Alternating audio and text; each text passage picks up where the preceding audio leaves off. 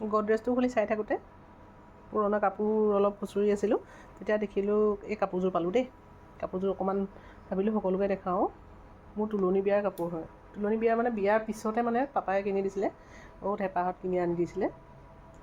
মায়েতো বহুত হেঁপাহত লৈ দিছিলে কালাৰটো ধুনীয়া কাৰণে পিন্ধিব পাৰিম বুলি। বহুত পিন্ধিলোঁ এযোৰ কাপোৰ, বহুতে পিন্ধিলে। চব বাইদেউহঁতৰ পৰা আদি কৰি নবৌহঁতৰ পৰা আদি কৰি চবেই পিন্ধিলে এই কাপোৰযোৰ। অলপ অৱশ্যে এতিয়া চেকা টেকা লাগিলেগৈ আৰু অলপমান এইখিনি, তথাপিতো কাপোৰযোৰ বহুত ধুনীয়া হৈ আছে। এইযোৰ শুৱালকুছি কাপোৰ হয়। আমাৰ ঘৰৰ ওচৰৰে খুৰা এজনে আনি দিছিলে কাপোৰযোৰ, খুৰাৰ পৰা লোৱা। চাওকচোন কিমান ধুনীয়া হৈ, এতিয়াও ইমান ধুনীয়া হৈ আছে। ইমান বছৰৰ পিছতো আৰু ইমান পিন্ধাৰ পিছতো কিন্তু কাপোৰযোৰ বহুত ধুনীয়া হৈ আছে। কাপোৰযোৰে বহুত কথা মনত পেলাই দিলে, বহুত পিন্ধিলোঁ আৰু এতিয়াও বহুত ধুনীয়া হৈ আছে। এতিয়া বহুত পুৰণা কাপোৰবোৰ আকৌ নতুন ডিজাইন কৰি চবেই বনাইছে। ফেচবুকত দেখি থাকোঁ, ভালেই লাগে দেখি পেলাই।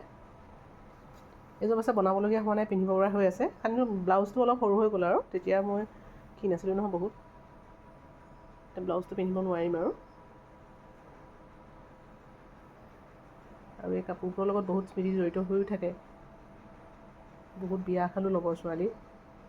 এয়া চাওকচোন,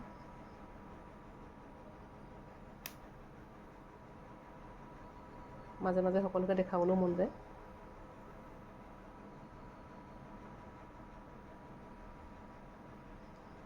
বকেট ডিজাইন হয়, তেতিয়া খুব বকেট ওলাইছিলে। বকেট ডিজাইনটো তেতিয়া খুব চলিছিলে, চবে ভাল দেখে আৰু ভালো লাগে।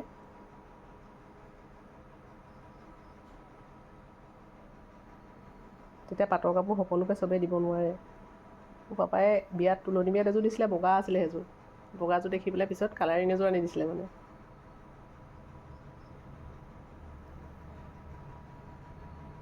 ইমান ধুনীয়া, আৰু তেতিয়া পাটবোৰ বৰ ধুনীয়া আছিলে, এতিয়া নিচিনা নহয়।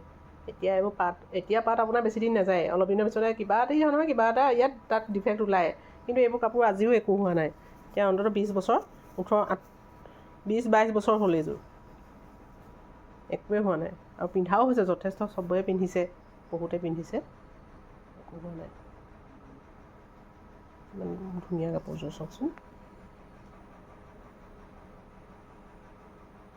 আপোনালোকে ক'ব কেনেকুৱা লাগিছে কাপোৰযোৰ।